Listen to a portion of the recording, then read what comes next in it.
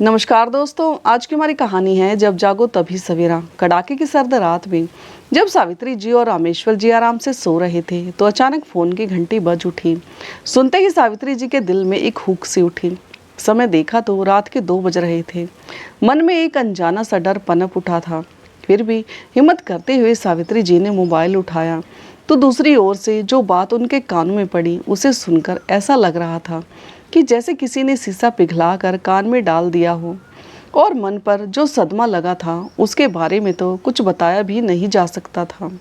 सारा शरीर जैसे सुनसा हो गया था। पथराई आंखों से दरवाजे की ओर देखते हुए वह कुछ देर खामोशी से सुनती रही और फिर हैरानी से बोली, नहीं यहाँ तो।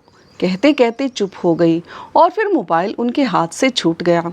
सावित्री जी निढाल सी होकर वहीं जमीन पर बैठ गई। सावित्री जी, इतनी ही देर में उनके पति रामेश्वर जी की आवाज़ आई, अरे सावित्री उठो, क्या हुआ, किसका फ़ोन था?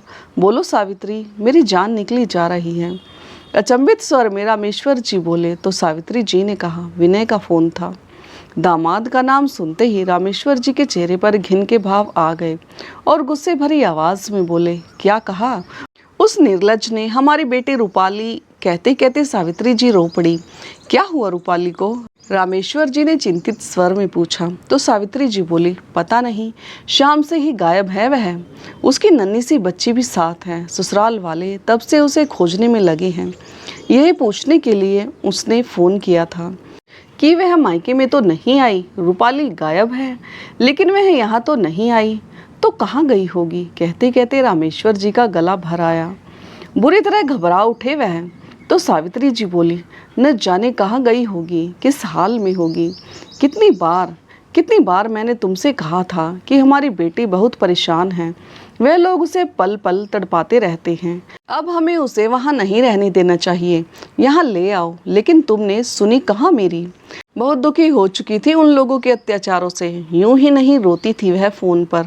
सिसकते हुए सावित्री जी बोलती जा रही थी। तभी अचानक उन्हें ख्याल आया और बुकलाते हुए चिल्लाने लगी, उसके घर के पास ही तो नहर बहती है ना, कहीं नहर में डूबकर तो। तभी रामेश्वर जी जोर से बोले, बस भी करो सावित्री, जो जी में आ रहा है बोलती जा रही हो।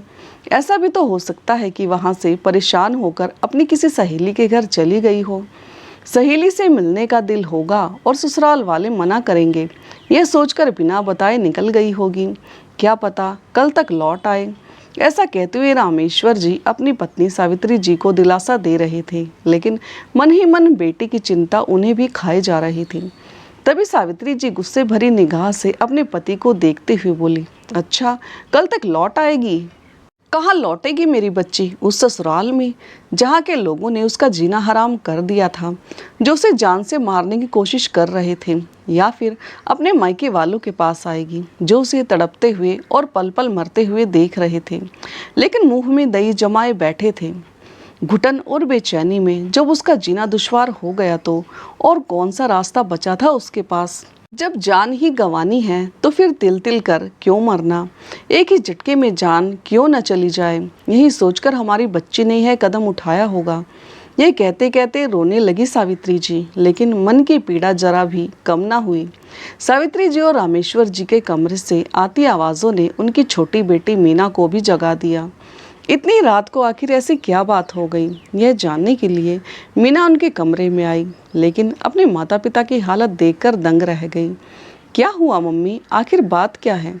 सावित्री जी को चिंता हुए मीना ने पूछा तो सावित्री जी बोली, बेटा क्या आज रूपाली से तेरी बात हुई थी?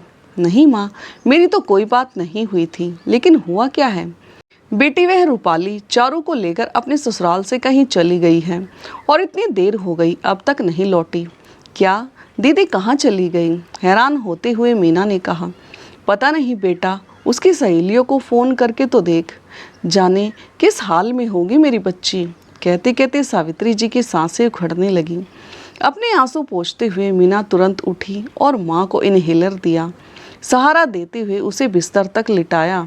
माँ अपना ख्याल रखो, सब ठीक हो जाएगा, कुछ नहीं होगा दीदी को।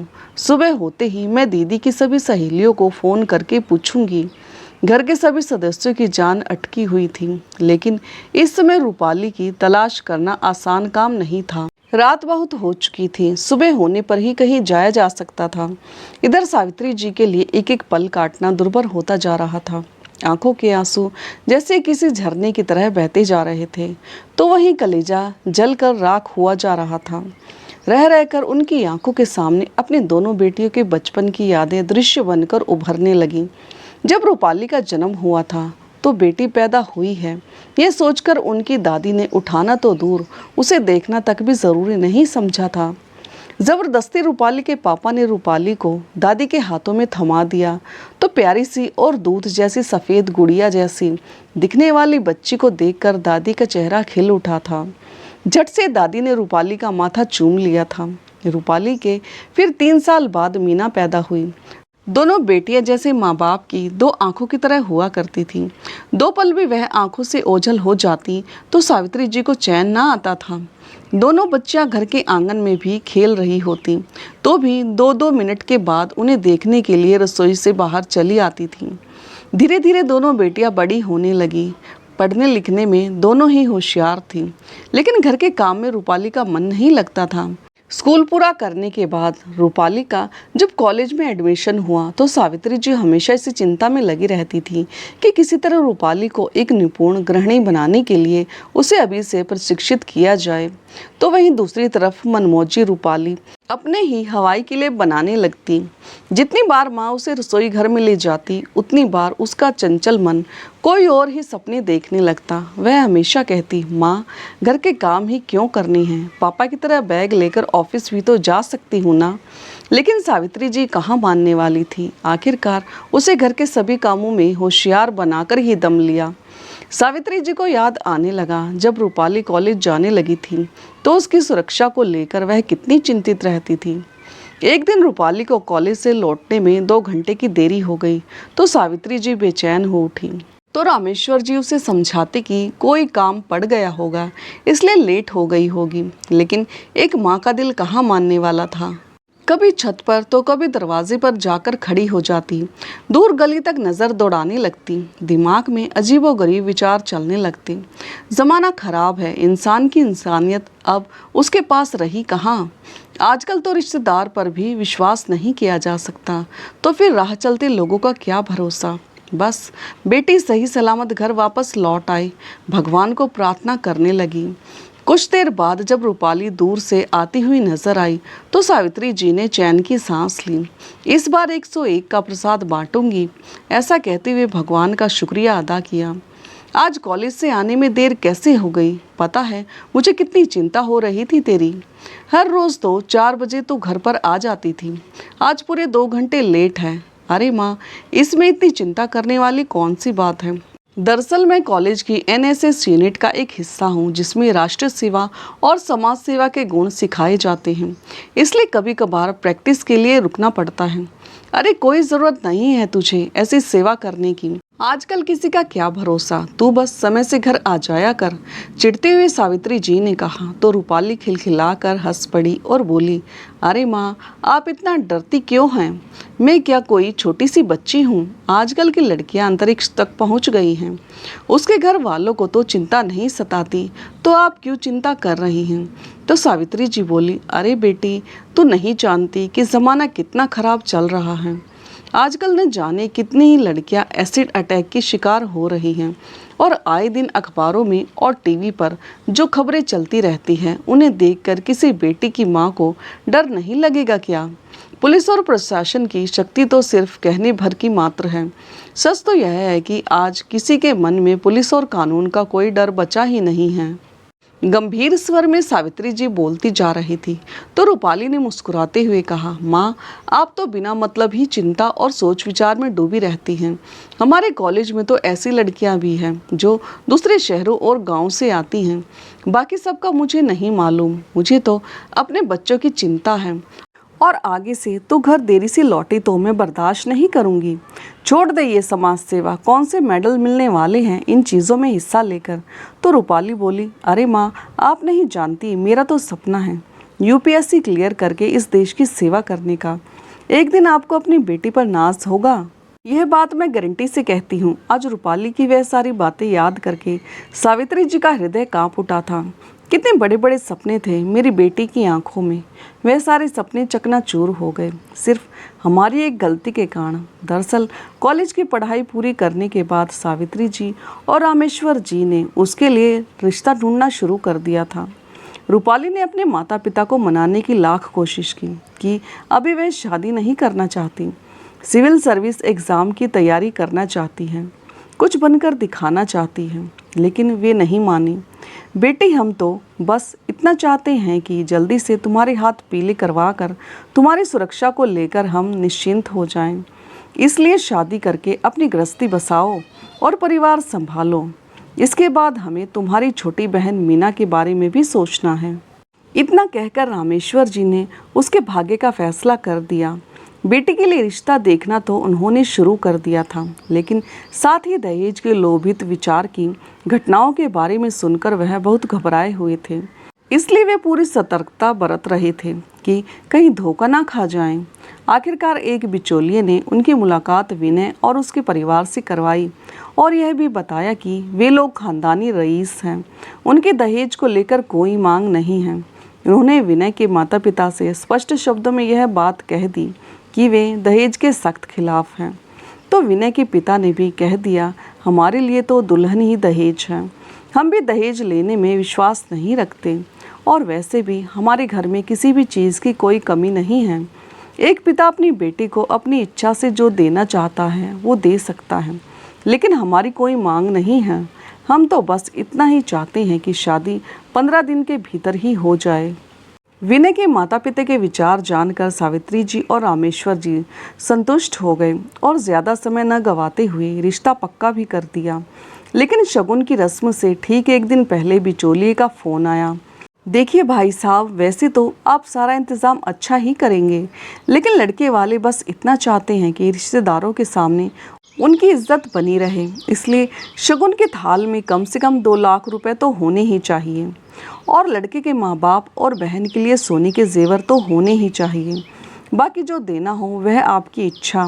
यह सुनकर रामेश्वर जी अचंभित रह गए, लेकिन फिर यह सोचकर कि लड़के वालों ने सिर्फ एक ही डिमांड रखी है, उन्होंने उनकी यह बात मान ली।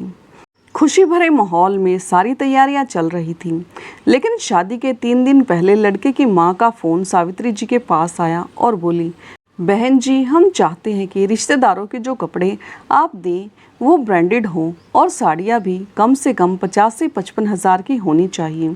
रामेश्वर जी और सावित्री जी को कुछ बुरा तो लगा, लेकिन फिर भी उन्होंने बिना कोई विरोध जताए उनकी यह बात भी मान ली। फिर अगले दिन लड़के के पिता ने कहा, अरे रामेश्वर जी, अपने दामाद को गाड़ी कौन सी दे रही हैं? तो रामेश्वर जी ने कहा, लेकिन भाई साहब, गाड़ी देने की तो कोई बात ही नहीं हुई थी। तो विनय के पिता बोले, अरे इसमें बात क्या करनी, यह सब तो आजकल ज़रूरी है। चिंता की लकीरें उभर आई थी रामेश्वर जी के माथे पर और बोले, यह सब तो हमारे बजट से बाहर हो जाएगा। अरे नहीं रामेश्वर जी, शादी ब्याह में तो थोड़ा बहुत ऊपर नीचे चलता ही है, हमने तो आपको सूचित कर दिया है, बाकी आपकी मर्जी, कहकर उन्होंने फ़ोन काट दिया। यह बात जब सावित्री जी ने सुनी तो हैरान रह गई। इन लोगों की तो डिमांड बढ़ती जा रही है, हमने दूसरी बेटी की भी तो शादी करनी है। लेकिन रामेश्वर जी बोले, सावित्री, कल शादी है और शादी की सारी तैयारियां हो चुकी हैं, अब हम पीछे नहीं हट सकते। तुम रूपाली और मीना को कुछ मत बताना, मैं सब देख लूँगा। कर्ज लेकर जैसे तैसे उन्होंने सारा इंतज़ाम कर दिया। पूरे ठाठ और रस्मों रिवाजों के साथ विवाह संपन्न हुआ। इधर रूपाली का अपने ससुराल में खूब धूमधाम से स्वागत हुआ। बहू के रूप में साक्षात लक्ष्मी जो आई थी उनके घर, तो दूसरी ओर सावित्री जी और रामेश्वर जी भी अपनी बेटी के लिए निश्चिंत हो गए थे कि बेटी खाते पीते घर गई है। शादी के बाद जब रूपाली पहली बार उनसे मिलने आई तो उसके चेहरे की रौनक देखकर माता पिता अपनी सारी चिंताएं भूल बैठे थे। लेकिन केवल 2 महीने में ही उन्हें रूपाली के व्यवहार में परिवर्तन दिखना शुरू हो गया था। जो रूपाली फ़ोन पर खूब हंसती खिलखिलाती हुई बातें किया करती थी, अब वही रूपाली मात्र औपचारिकता पूरी करके फ़ोन रख देती। माँ बाप कभी कुछ पूछने भी लगते तो स्पष्ट सा जवाब दे देती। माता पिता और बहन की कुशलता पूछकर जल्दी से फ़ोन रख देती। मीना को कुछ ठीक नहीं लग रहा था, इसलिए अपनी बहन को बार बार फ़ोन करके उसका हाल जानने की कोशिश करती रहती थी। लेकिन हर बार ससुराल वालों में से ही किसी ने फ़ोन उठाया और एक बार तो विनय की बहन ने मीना को मजाक मजाक में ताना भी कस दिया था कि कम से कम नवविवाहित जोड़े को प्राइवेट टाइम भी बिताने दिया करो, फ़ोन करके बार बार उन्हें डिस्टर्ब करना अच्छी बात नहीं है। मीना ने जब यह बात अपने माता पिता को बताई तो रामेश्वर जी और सावित्री जी बोले, बात तो ठीक है, हमें वहाँ ज़्यादा फ़ोन नहीं करना चाहिए। जैसे जैसे बेटी के बिना जीने की उन्होंने आदत डाल ली थी। आखिरकार एक दिन सावित्री जी के पास फ़ोन आया और एक घुटी हुई आवाज़ उनके कानों में पड़ी, माँ, हम लोग बहुत बड़ा धोखा खा बैठे हैं। मेरे ससुराल वाले अच्छे लोग नहीं हैं, बेहद लालची हैं, इंसान के भेष में दरिंदे हैं। रूपाली बेटी, ये तो क्या कह रही है? सावित्री जी का दिल चीख उठा। लेकिन बेटी, हमें तो तेरी शादी में कहीं कोई कमी नहीं रखी, फिर भी तेरे ससुराल वालों को शिकायत है। तो रूपाली रोती हुई बोली, मेरी ज़िंदगी बर्बाद हो गई है माँ। इन लोगों ने अपने जिस बिज़नेस के बारे में हमें बताया था, दरअसल वह बिज़नेस तो इनका था ही नहीं। आपका दामाद तो बेरोज़गार है, असलियत सामने न आ जाए इसलिए उन्होंने शादी जल्दी करने को कहा था। लालच तो कूट कूट कर भरा है इन लोगों में। शुरू में तो इन्होंने मेरे साथ बहुत अच्छा व्यवहार किया। एक दिन मेरी सास मेरे पास आई और बोली कि नया काम शुरू करने के लिए हमें कुछ पैसों की ज़रूरत है, लेकिन पैसों की व्यवस्था करने में कुछ समय लग जाएगा, इसलिए तुम अपने पापा से 5 लाख रुपए लेकर आ जाओ। लेकिन मैंने भी साफ साफ कह दिया कि अभी तो मेरे पापा ने मेरी शादी की है, अपनी हैसियत से बढ़कर उन्होंने शादी में खर्च किया है, अब मैं उन्हें कैसे पैसे देने को कह सकती हूँ।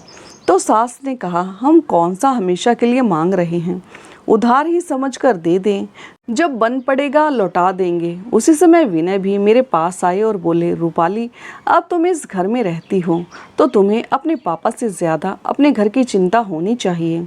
बिना कोई सवाल जवाब किए अपने मायके जाकर पैसे लेकर आ जाओ। लेकिन माँ, मैंने भी कह दिया कि मैं अपने पापा से पैसे हरगिज़ नहीं मांगूंगी, चाहे जो हो जाए। बस इसी बात पर वे लोग मुझसे खार खाए हुए हैं, रात दिन मुझे सताते हैं, न तो मुझे घर से बाहर निकलने देते हैं, न ही फ़ोन पर बात करने देते हैं कि कहीं मैं किसी से कुछ बोल ना दूँ।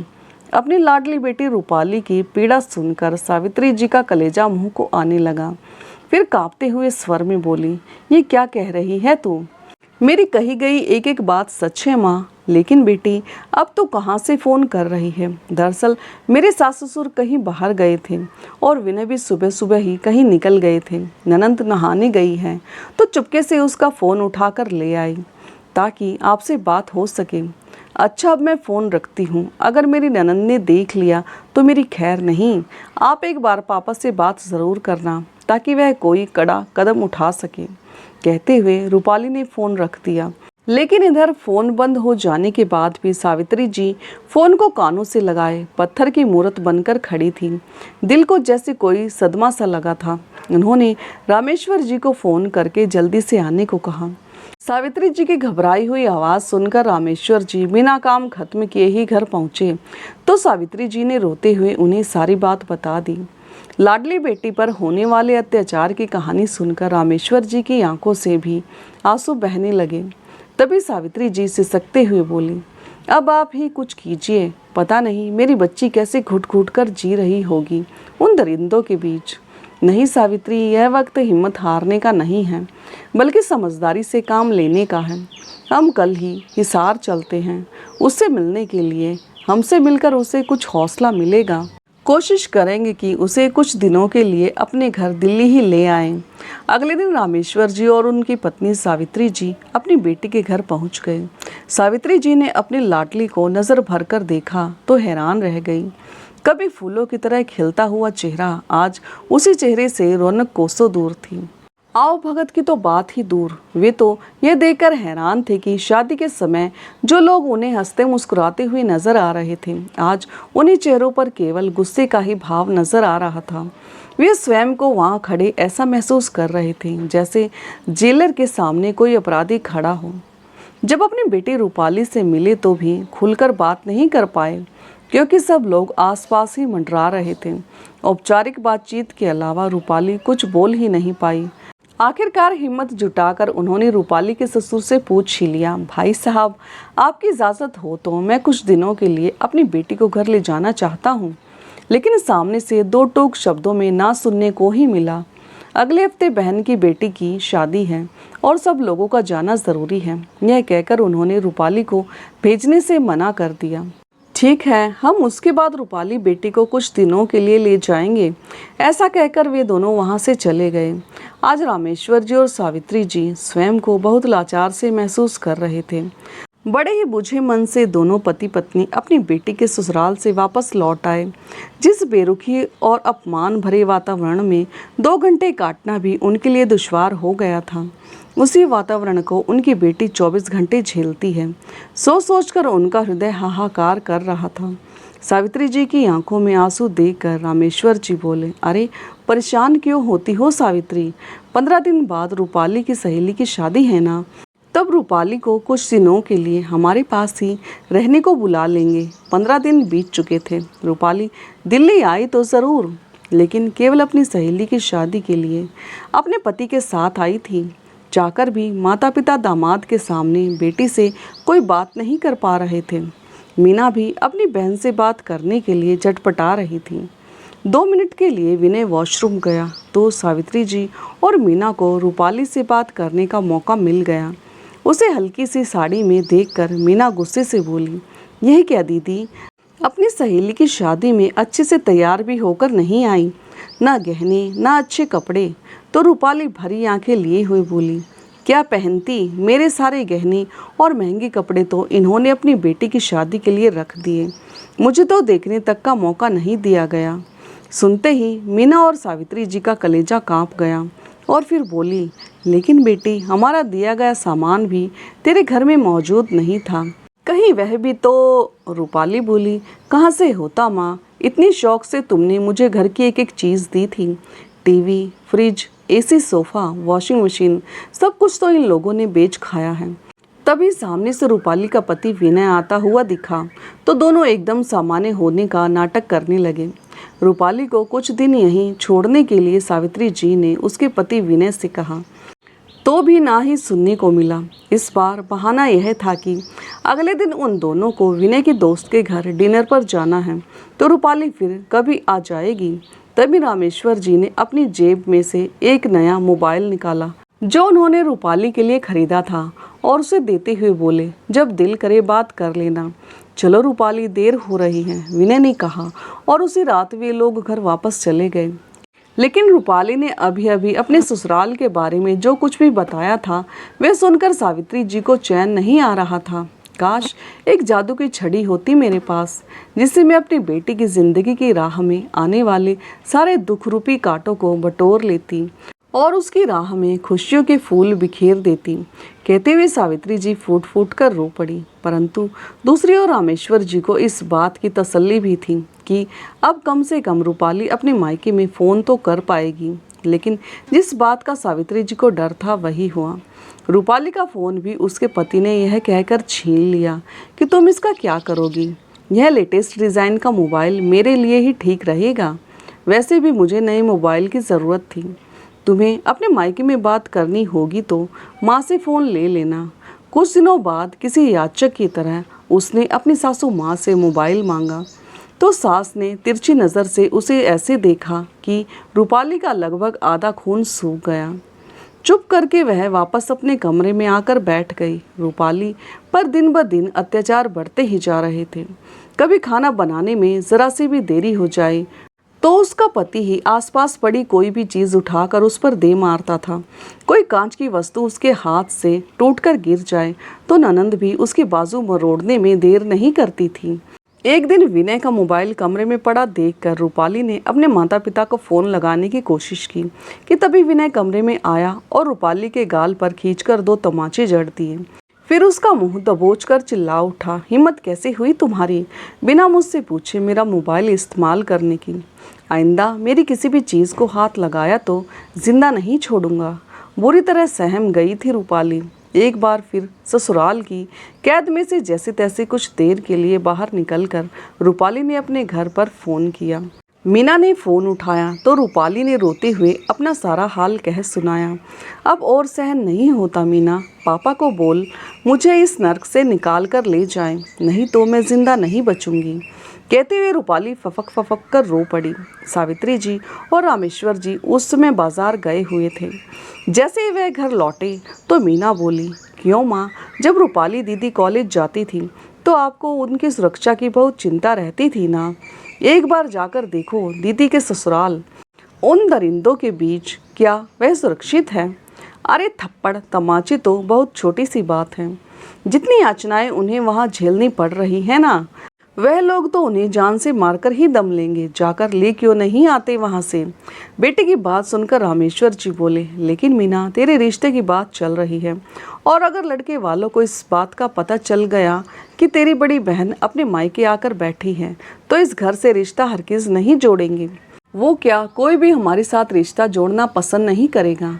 वो तो यही सोचेंगे ना कि माँ बाप की परवरिश में ही कमी थी। नहीं पापा, एक बेटी की शादी के लिए क्या आप दूसरी बेटी की बलि दे देंगे? और वैसे भी दीदी का हाल देखकर मैं तो शादी करना ही नहीं चाहती। बेटी का हाल जानकर सावित्री जी बोली, आप मेरी बेटी को अभी के अभी हिसार से वापस ले आइए। अगर वे लोग न भेजे तो जबरदस्ती लेकर आ जाओ, लेकिन झूठी मान मर्यादा के नाम पर मैं अपनी बेटी की कुर्बानी नहीं दे सकती। तभी रामेश्वर जी बोले, सावित्री मेरी बात समझने की कोशिश करो। कुछ दिनों में जब रूपाली की गोद में एक नन्हा मुन्ना खेल रहा होगा तो ससुराल में उसकी जगह अपने आप ही बन जाएगी, मुझे पूरा यकीन है। और अगर तब भी वे लोग न सुधरे तो मैं जाकर बिरादरी में लोगों को उनके घर पर इकट्ठा करूंगा। समाज में अपनी बेइज्जती होते देख उन्हें अपना व्यवहार तो बदलना ही पड़ेगा। उस समय मामला शांत हो गया। कुछ दिनों बाद रूपाली ने एक नन्ही सी बेटी को जन्म दिया, लेकिन बेटी पैदा करने के बाद ससुराल वालों की नज़र में वह और भी अधिक गुनहगार बन गई। अब तो आए दिन उसकी सास अपने बेटे की दूसरी शादी करवाने की धमकी देने लगती। अगर इस घर में रहना चाहती हो तो अपने पापा से कहकर तुरंत पैसों का इंतज़ाम करवाओ, रूपाली की सास बोली। तो रूपाली ने कहा, लेकिन माँ जी, मैं कितनी बार कह चुकी हूँ कि उनके पास अब और पैसे नहीं हैं। अच्छा, मकान तो है तेरे पापा के पास, उसे बेचकर ही पैसे जुटा ले। इतना तो एक पिता अपनी बेटी के लिए कर ही सकता है ना। सासू माँ के इतना कहने पर रूपाली बोल उठी, माँ जी, बेटी तो आपकी भी है ना, क्या आप उसके ससुराल वालों को इतना पैसा देंगे? इतना कहने भर की देर थी कि विनय ने आगे बढ़कर एक जोरदार तमाचा रूपाली के गाल पर रसीद कर दिया। बेशरम, तेरी इतनी हिम्मत कि मेरी माँ से जबान लड़ाए।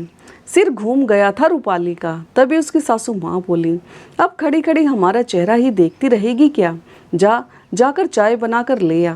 थोड़ी देर में जैसे ही रूपाली चाय की ट्रे लेकर कमरे में अंदर आने लगी तो उसके कानों में अपने पति और सास की कुछ बातें सुनाई पड़ी।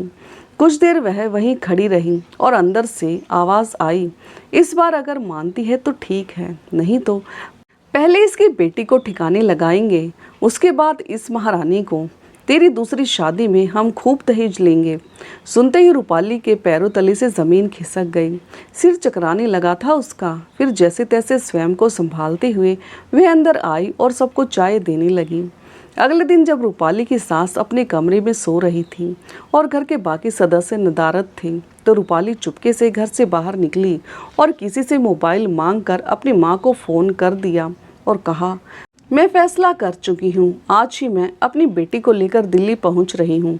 बस इतना जानने के लिए फ़ोन किया था कि क्या मेरे इस फैसले में मेरे माता पिता मेरे साथ हैं या नहीं।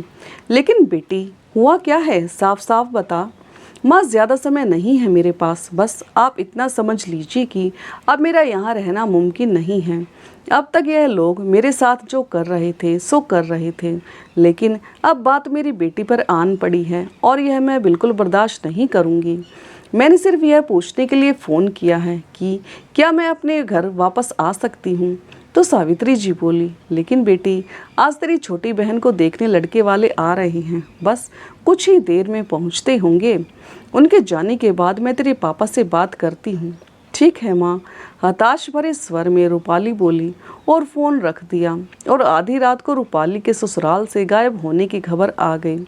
बिस्तर पर लेटी सावित्री जी को एहसास हुआ कि सुबह हो चुकी है। रामेश्वर जी पड़ोस में रहने वाले अपने दोस्त से सलाह लेने निकल गए कि आखिर किया क्या जाए। इधर मीना रूपाली की सहेलियों को फोन करके रूपाली के बारे में पूछ रही थी। तभी सावित्री जी अपने कमरे की दीवार पर लगी रूपाली की तस्वीरों को एक एक करके देखने लगी। 2 साल की हंसती खिलखिलाती नन्ही सी रूपाली, कंधे पर बस्ता लटकाए स्कूल जाती चुलबुली सी रूपाली, कुछ कर दिखाने का जुनून पालने वाली कॉलेज गर्ल रूपाली, आंखों में ढेर सारे सपने सजाए दुल्हन बनी रूपाली। फिर सहसा उनकी आंखों में एक अनदेखी तस्वीर अनायास उभर आई। ऊंचे पुल से नहर में छलांग लगाती। नहीं, ऐसा नहीं हो सकता। तो कहाँ है मेरी बच्ची, किस हाल में है, कितनी लाचार हो गई हूँ आज मैं। सावित्री जी का हृदय चीख उठा था। उसी समय फोन की घंटी बज उठी, जिसे सुनते ही सावित्री जी की सांस अधर में अटक गई।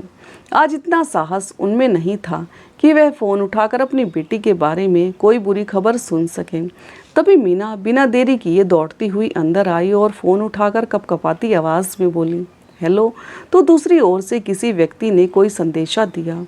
फोन सुनते हुए मीना की आंखों से आंसू बहने लगे और अपना माथा पकड़कर जोर जोर से रो पड़ी। अभी तक रामेश्वर जी भी घर आ चुके थे। सावित्री जी और रामेश्वर जी उसकी हालत देखकर अंदर तक सिहर उठे थे।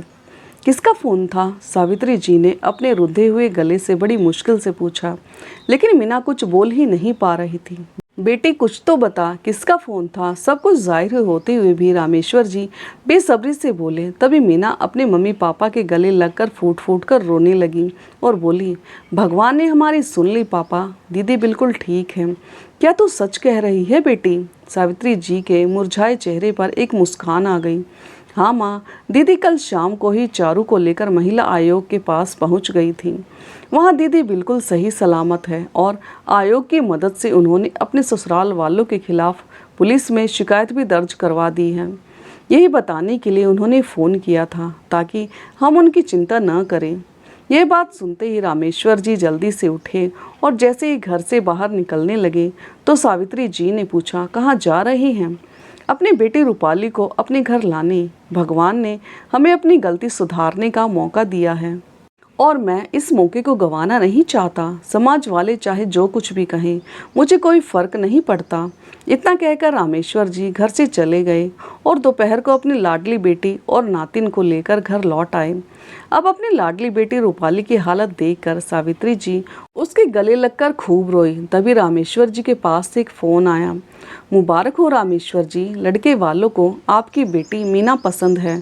तभी रामेश्वर जी बोले, लेकिन हम अभी मीना की शादी करना ही नहीं चाहते। मैं अब अपनी बिटिया को आगे पढ़ाना चाहता हूँ ताकि वे अपने पैरों पर खड़ी हो सके। ऐसा कहकर रामेश्वर जी ने फ़ोन रख दिया। सावित्री जी और उनकी दोनों बेटियां बड़ी हैरानी से रामेश्वर जी की ओर देखे जा रही थीं। शायद उन्हें अपने कानों पर यकीन नहीं हो रहा था। तभी रामेश्वर जी बोले, और रूपाली बेटी, तुम भी अपनी यूपीएससी परीक्षा की तैयारी शुरू कर दो। मैं अपनी दोनों बेटियों को समाज में शान से सर उठाकर चलते हुए देखना चाहता हूँ। रामेश्वर जी के इतना कहने की देर थी कि दोनों बेटियां मुस्कुराते हुए उनके गले लग गई। लगभग 6 महीने बाद रूपाली का विनय से तलाक भी हो गया। रूपाली जी जान से अपनी परीक्षा की तैयारियों में जुट गई थी। देखते ही देखते 4 साल बीत गए। आज तलाक के 4 साल के बाद वही विनय जो कभी अपनी पत्नी को दहेज के लिए उत्पीड़ित किया करता था, आज अपनी बहन को इंसाफ दिलाने के लिए भटक रहा था। उसकी बहन के साथ उसके ससुराल वालों ने बिल्कुल वैसे ही व्यवहार कर रहे थे जैसा कभी रूपाली के साथ उसके ससुराल में किया जाता था। बहन के ससुराल वालों के खिलाफ अर्जी लेकर जब विनय अपनी मां और बहन को लेकर एसपी ऑफिस पहुंचा तो उस समय एसपी साहब ऑफिस में नहीं थे। विनय की मां और बहन वहीं एक कुर्सी पर बैठ गए और विनय ने अपनी अर्जी सामने टेबल पर रख दी। थोड़ी देर में एसपी की वर्दी में एक महिला तेज कदमों के साथ चलती हुई आई और सामने रखी कुर्सी पर बैठ गई। उस महिला को देखकर विनय के तो जैसे पैरों तले से जमीन ही खिसक गई, क्योंकि एसपी की कुर्सी पर बैठी वो महिला और कोई नहीं, उसकी पूर्व पत्नी रूपाली थी। रूपाली ने भी उसे पहचान लिया था। उसने एक नज़र उठाकर उन लोगों की ओर देखा। विनय की बहन के चेहरे और शरीर पर नीले काले रंग के निशान पड़े हुए थे। उसे देखते ही रूपाली को अपना समय याद आ रहा था।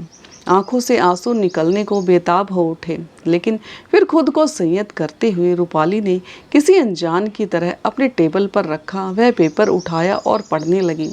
इधर विनय की माँ और बहन की ऐसी हालत हो रही थी जैसे काटो तो खून नहीं।